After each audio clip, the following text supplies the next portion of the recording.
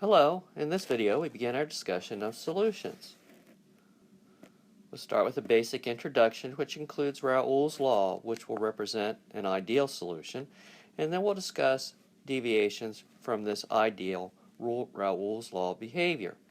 This will then lead to a discussion of Henry's law, which we will apply to solutes. So what is an ideal solution and what is Raoult's law? Well, very simply, Raoult's law is one which follows this expression here, where PA represents the vapor pressure of component A. Remember, a mixture is going to have more than one component in that mixture. PA star represents the vapor pressure of component A in a pure state, that is, no other substance is present. And X sub A represents the mole fraction of A in solution. And of course, the mole fraction has a standard definition that we've always used, as shown here. It's important to note that this is distinct from Dalton's law, which we saw earlier in the semester in discussing ideal gases, because we are talking about X sub A being the mole fraction in solution.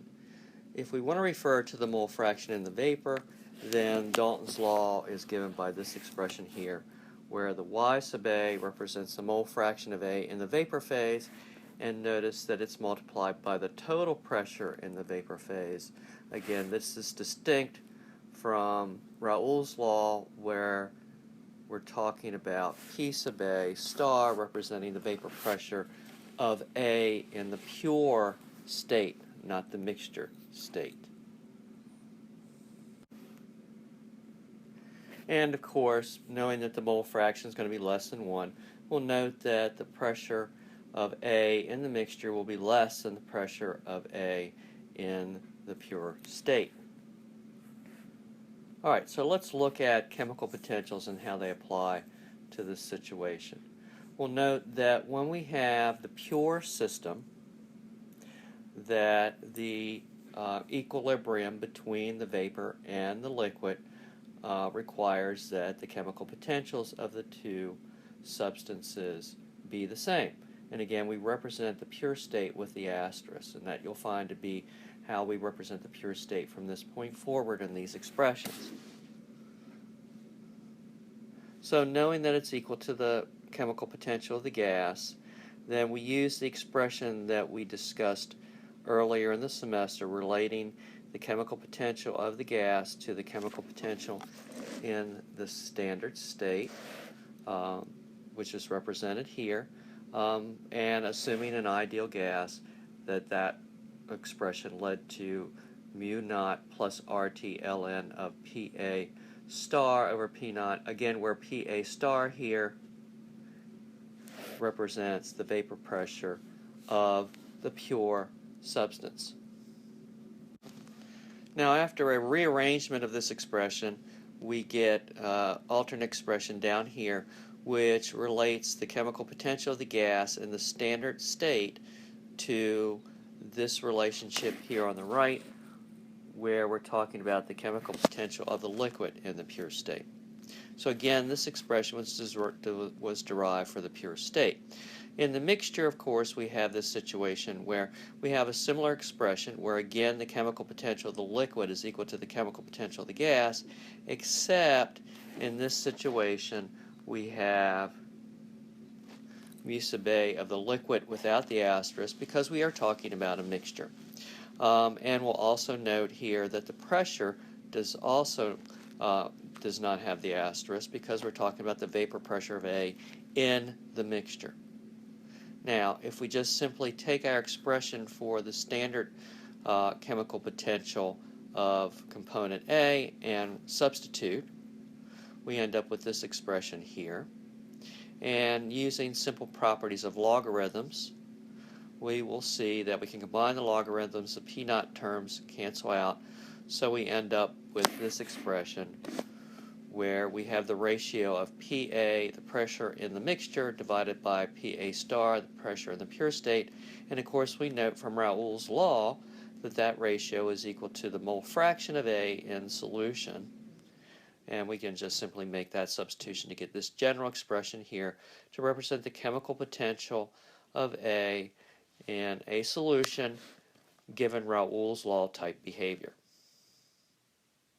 And again, we'll note because x of A is less than 1, the chemical potential of the A in the liquid is less than the chemical potential of A in the pure state, which means because it's less, that means that's the favored state when we have a mixture, so mixing will occur in that situation.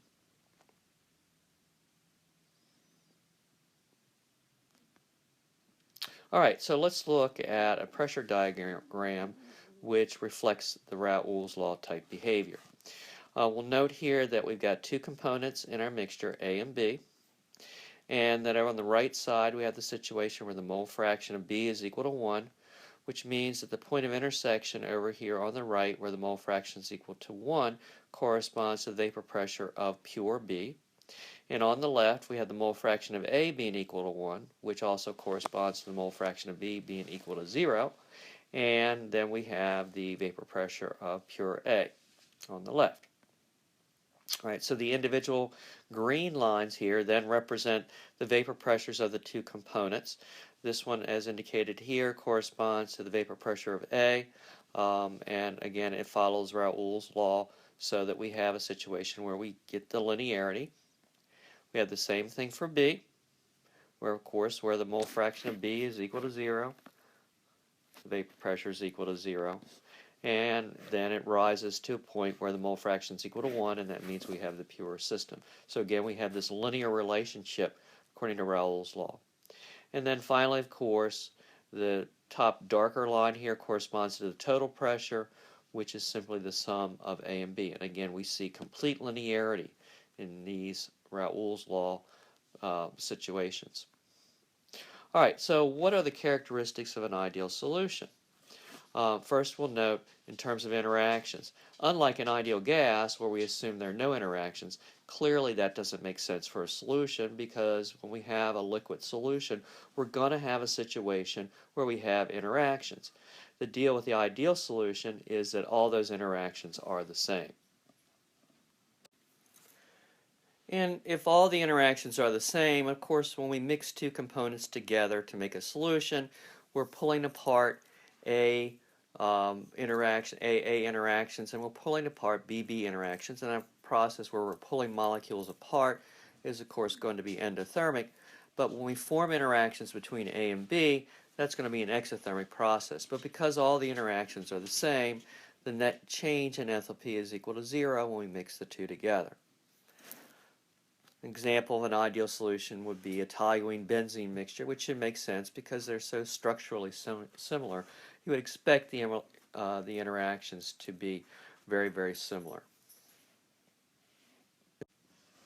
All right, what about positive deviations from Raoult's law? This graph here shows the pressure mole fraction plot of water versus ethanol, where the ethanol mole fraction is 1 over here on the right, and the water mole fraction would be 1 over here on the left.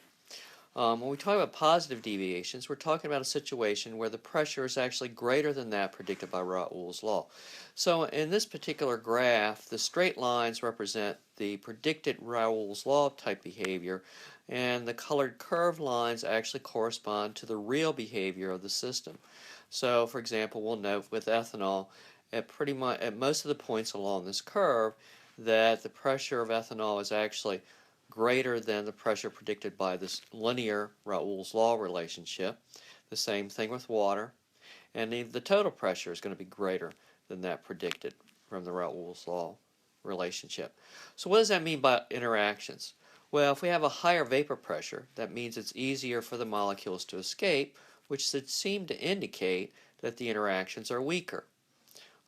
And so that means that the AB interactions, in this case the ethanol-water interactions, are weaker than those of the water molecules. And of course the ethanol interactions are stronger as well. So if we have a situation where the interactions corresponding to the mixture are weaker than those of the pure components, then the overall process is going to be endothermic, and delta H for this situation would be greater than 0.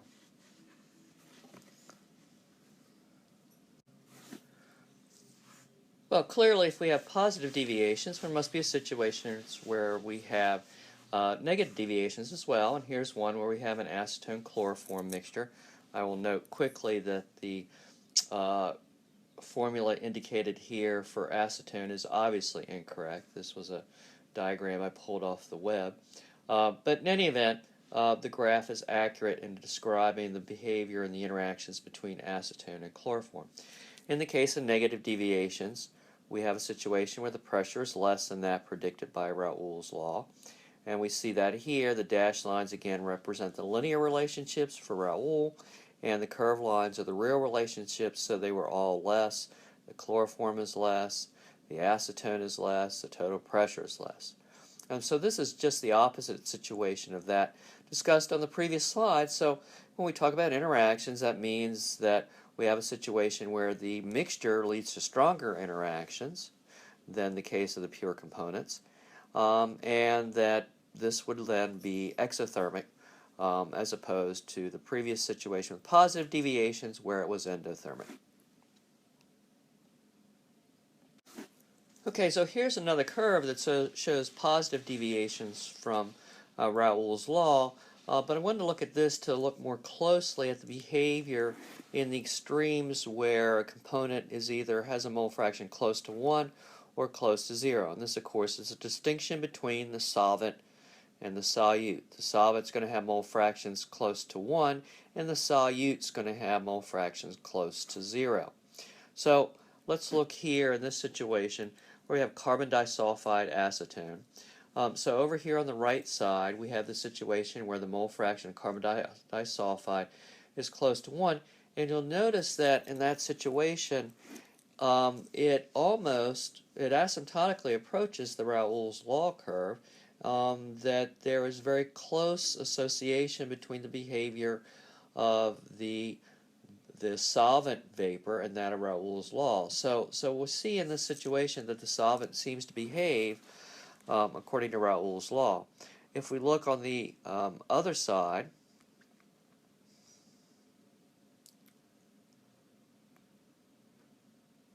we will note that in the case of the acetone, where the acetone mole fraction approaches 1, that it too approaches the behavior expected for Raoult's law, and therefore, because it too approaches that behavior expected for Raoult's law, we see a similar sort of relationship. So in general, we'll note that solvents do tend to follow Raoult's law in those situations where the mole fractions are indeed very, very close to 1. What about the solutes, where the mole fractions are close to 0?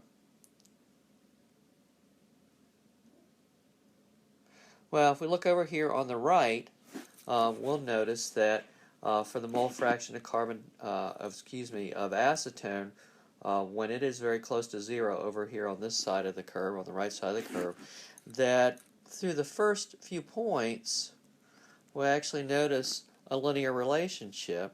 It's roughly linear through few points where the mole fraction is very close to 0. But clearly it doesn't follow the path of Raoult's law, which will be indicated by the dashed line here. It's quite different. So while it's linear, the slope is very much different than that predicted by Raoult's law.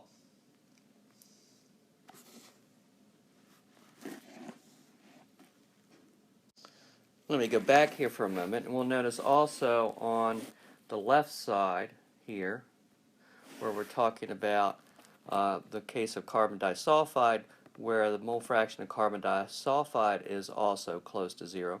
We also see this linear relationship, but again, the slope is not the same as that for Raoult's law. So we have linearity again, but we don't have behavior that is associated with that is Raoult's law type behavior. So we're seeing a deviation, but we're still seeing linearity.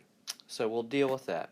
So we go back and just review what we've noted is that in this situation where we have the solvent where the mole fraction is very close to 1, that we have this Raoult's law type of behavior where we multiply the pure pressure of A and by the mole fraction, and that gives us the vapor pressure. So we see Raoult's law behavior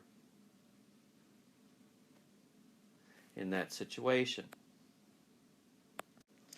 Now looking at the solute, and again we'll note here that we're going to represent the pressure of the solvent with A, so our solvent is component A and our solute is component B, and you'll note in further discussions on subsequent videos we'll keep that reference where B is the solute and A is the solvent. The pressure of B above the mixture is linear, but the slope is not the same. So whereas in the case of the solvent the slope is in fact equal to the vapor pressure of the pure species, in the case of the solute we have a different slope which we will refer to as K subscript B, because you know we like the letter K. We always use the letter K just to confuse you more and more. And that is called the Henry's law constant. These values are tabulated. They are temperature dependent. They're dependent on the solute, and they are also dependent on the solvent. So they're very, very specific. So when you're doing calculations associated with the solute, you actually have to make sure you are looking up values of Henry's law that correspond to the appropriate temperature, the appropriate solute, and the appropriate solvent. We will find Henry's law to be particularly useful for determining the concentration of gases dissolved in liquid. For example, an exercise that we will perform in class is one where we simply ask what's the concentration of O2 dissolved in water under normal conditions. So at 1 bar pressure and 298 Kelvin, for example, I ask that simple question, knowing that, of course, the pressure of O2 above that solution is roughly 0.02 bar, since the atmosphere is roughly 20% oxygen.